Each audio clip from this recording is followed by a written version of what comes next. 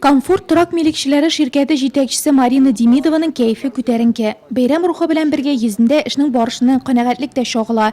Иң матур йортлар безнеке була ди ул. Красноармейская урамындагы 65-нче йортта яшәүчеләр дә район башкарма комитеты җитәкчесе белән бергә килгән белгечләр янына ашыкты. Там будет металлосадик, да, от лева будет гладкий лист под цвет цоколя, и посередине будет вставка красный коралл такой. Красивый, говорит, наши дома самые красивые, говорит, Нурлат у меня.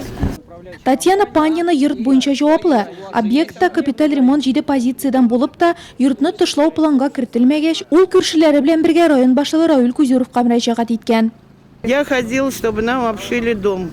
У нас сверху 15 рядов уже подмыло. И поэтому мы боялись, что разрушится дом. И спасибо, что откликнулся глава, дай бог ему здоровья. Делают ребята очень хорошо, дружно, с утра до позднего вечера. Янәшәдә шул ук şirkәткә караучы Пионерская урамындагы беренче йортта да ремонт эшләре тулы көченә бара. Йорт түбәсе алыштырыла, бина тышлана. Быелгы капиталь ремонт программасына кергән йортларның 14-сендә дә эш башланган. Красноармейская урамында ятим балалар өчен төзелә торган йортта да эш гөрли. 44 ел төзелештә эшләүче прораб Юнус Мәгыйзов җитәкчелегендәге төзүчеләр объектка нигез сала. Кран эшли, экскаватор, фундамент, траншеясы казый. Быелның 1 августына эшне тәмамларга ниятлиләр биредә.